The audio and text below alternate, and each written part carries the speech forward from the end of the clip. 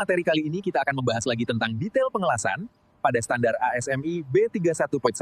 Selamat mengikuti, salam quality. Oke, coba bayangin deh. Di setiap pembangkit listrik atau pabrik besar, itu ada jaringan pipa yang isinya tekanan super tinggi. Anggap aja kayak pembuluh darahnya industri nih. Nah, satu aja sambungan las yang cacat itu bisa jadi bom waktu. Hari ini kita bakal jadi detektif. Kita bakal pakai buku panduan utamanya industri ASME B31.1 buat ngebongkar cara nemuin cacat-cacat mematikan ini sebelum semuanya terlambat.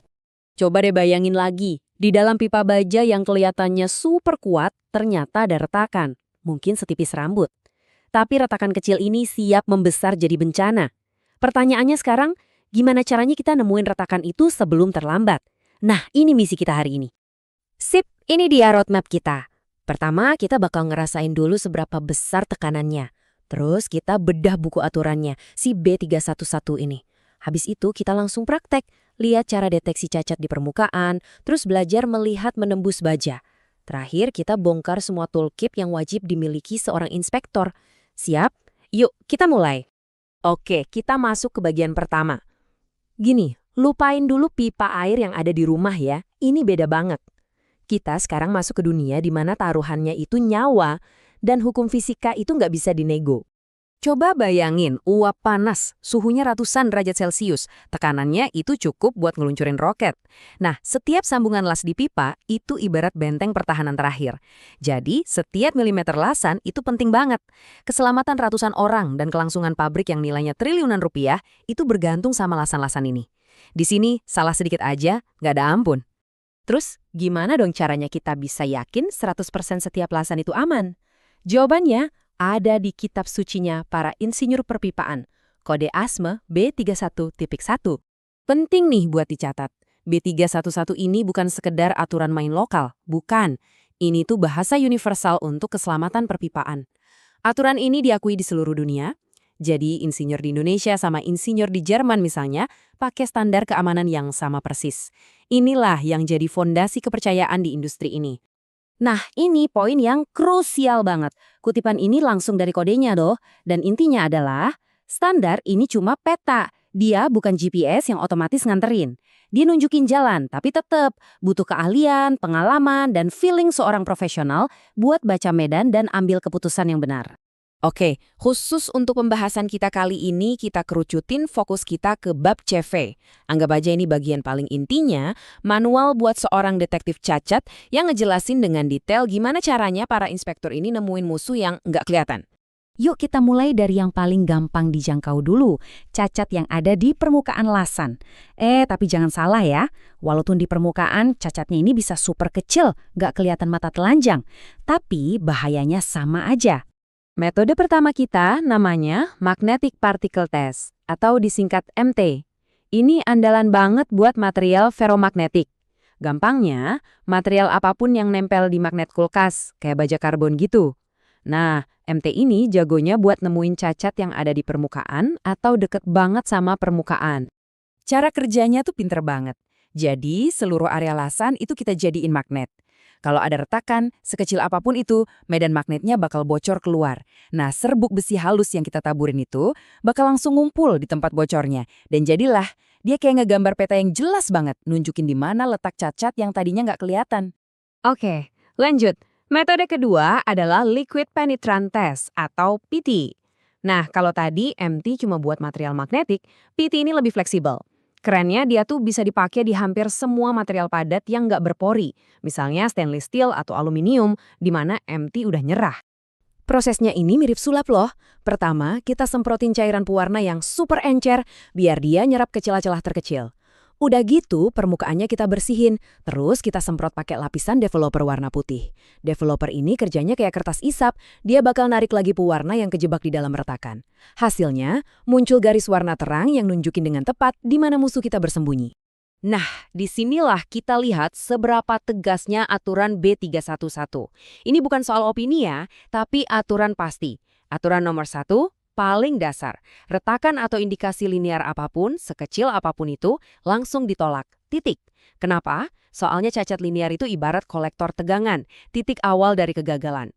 Terus buat cacat bulat, kayak lubang kecil gitu, ada batas ukurannya, nggak boleh lebih dari 5 mm.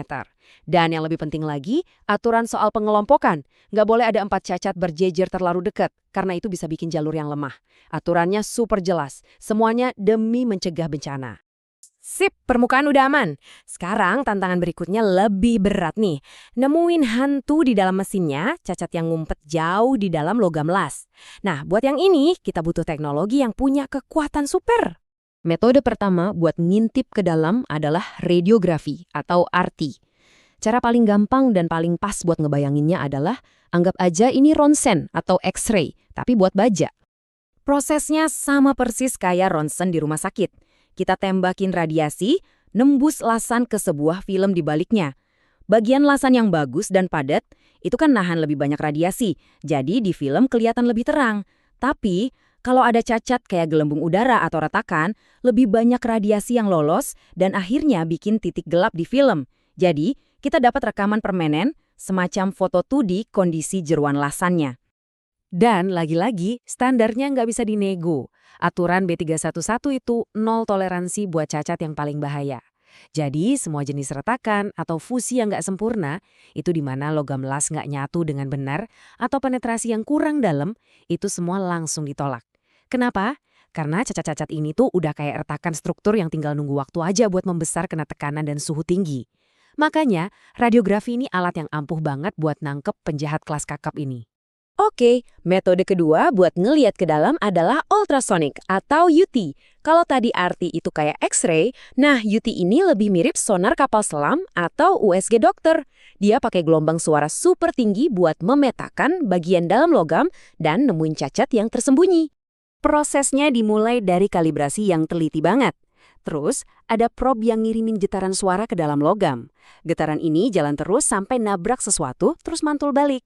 Nah, dengan ngukur berapa lama waktu pantulannya dan seberapa kuat pantulannya, operator yang jago bisa bikin peta 3D dari cacat itu. Dan ini keunggulan utama UT dibanding radiografi. UT itu nggak cuma nemuin cacat, tapi juga bisa nentuin arahnya. Ini penting banget, soalnya retakan yang berdiri vertikal itu jauh lebih bahaya daripada lubang bulat, dan UT bisa bedain keduanya dengan jelas. Standar kelulusan buat UT ini agak sedikit beda, ada seninya. Ini proses 2 langkah. Pertama, bayangin kita punya volume sinyal standar. Nah, setiap sinyal pantulan yang kekuatannya lebih dari 20% dari standar itu langsung jadi tersangka dan harus diinvestigasi lebih lanjut. Disinilah keahlian inspektur diuji. Mereka harus bisa nentuin, ini cacat jenis apa? Apa ini cuma gelembung udara yang relatif aman atau retakan mematikan? Nah, dari situ baru diputuskan, lolos atau enggak. Tapi sama kayak metode lain, untuk cacat planar kayak retakan, aturannya tetap langsung ditolak, nggak ada kompromi. Oke, jadi kita udah lihat 4 metode canggih, MT, PT, RT, dan UT. Sekarang, yuk kita rangkum semuanya ke dalam satu kotak peralatan inspektur. Biar kita paham kapan harus pakai palu dan kapan harus pakai pisau bedah. Nah, ini dia rangkumannya. Setiap metode itu punya kekuatan super dan kelemahannya masing-masing. MT itu jago buat retakan permukaan di baja biasa, tapi angkat tangan kalau ketemu stainless steel. PT itu serbaguna banget buat permukaan apapun, tapi buta sama yang ada di dalam. RT ngasih kita foto jeroan yang jelas, tapi bisa aja ketipu sama retakan yang posisinya miring. Dan UT, si jagoan deteksi retakan internal, hasilnya sangat bergantung sama kehebatan operatornya. Intinya apa? Gak ada satu metode yang jadi solusi buat semua masalah. Inspektur yang hebat itu kayak seorang master yang tahu persis alat mana yang harus dikeluarin dari kotaknya untuk setiap kasus yang beda. Kita tutup pembahasan ini dengan satu pertanyaan yang membawa kita balik lagi ke awal. Kode dan standar itu ngasih kita aturan main yang jelas, hitam di atas putih.